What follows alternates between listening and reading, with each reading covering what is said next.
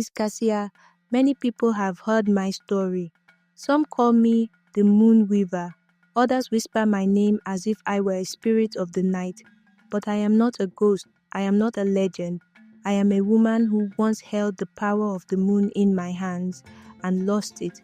This is a story of light and darkness, of power gained and power stolen. It's about jealousy, mistakes, and the long road to forgiveness. If you listen closely, you might still hear the wind calling my name. Tonight, I will tell you the truth, how I became the woman who wore the moon. I wasn't born with power. I made it with my own 2 hands. Under the bright silver moon, I learned to pull its light from the sky, slowly, gently, like drawing silk from the heaven.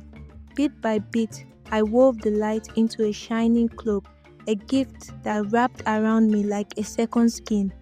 When I wore it, the night no longer frightened me. Instead, it welcomed me like an old friend. I walked through shadows without fear. A black panther, sleek and silent, moved beside me, its golden eyes glowing in the dark.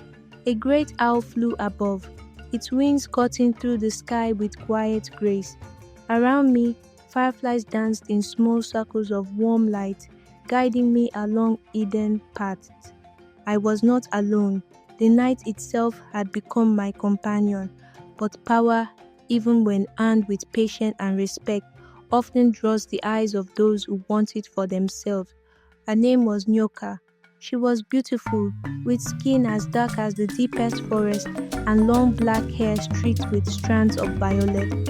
Her beauty was like a flame, bright, dangerous, impossible to ignore. But in her heart, she carried something much colder than fire. Jealousy. Nyoka watched me from the shadows, always silent, always waiting. She saw the moon's light wrap around me, and it burned her from the inside out. She didn't understand that the moon's gift wasn't just about power, it was about balance, respect, and patience. One night, while I slept beneath the roof of my small clay hut, Nyoka crept inside.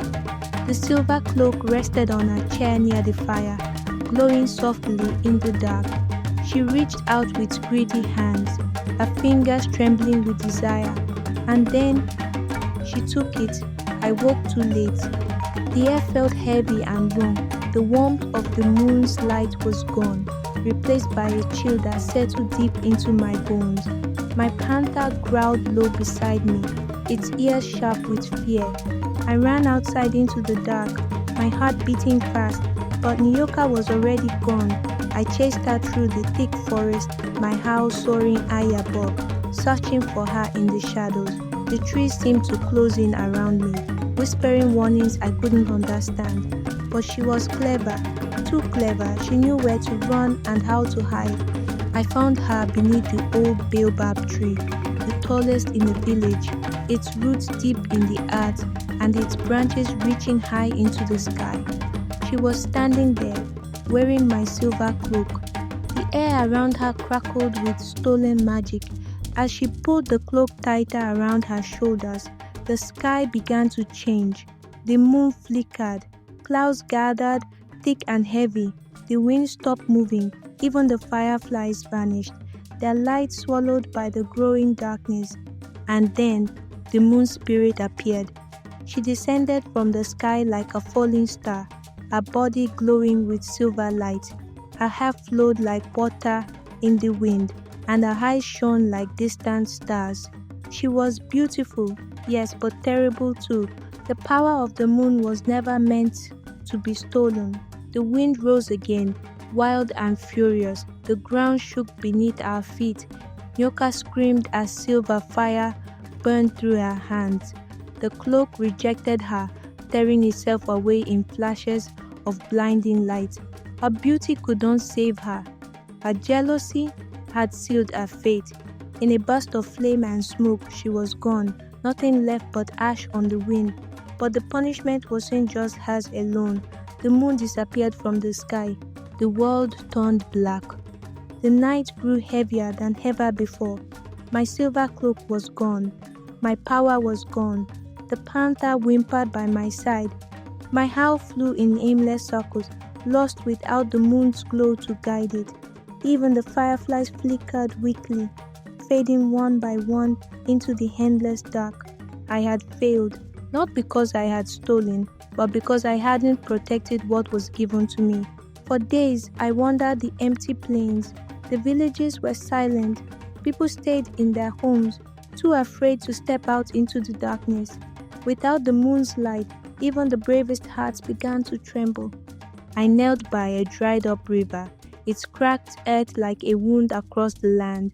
I stared into a puddle of muddy water and saw a reflection I didn't recognize. The woman who wore the moon was gone, but deep inside me, something remained, something quiet and stubborn. Hope. I began to climb the tallest mountain I could find. Step by step, I pulled myself up sharp rocks, my hands bleeding from the effort. The wind howled through narrow gaps in the stones, like spirits crying out for forgiveness, but I didn't stop. At the very top, I raised my hands to the sky. There was no light, no stars, no moon, just silence. "I'm sorry," I whispered. "I didn't protect your gift, but I will try again." The sky didn't answer, not at first, but then, just as I lowered my head, I saw it, a faint shimmer behind the clouds, a small thread of silver light. The moon wasn't gone forever. I climbed down the mountain, slowly this time. My panther and owl waited for me at the bottom. Their eyes were filled with trust, not fear. The fireflies returned, their small lights glowing softly around me. The night was still broken, but not beyond repair. I will weave again, thread by thread. The sky will shine once more, and when it does, I will be ready.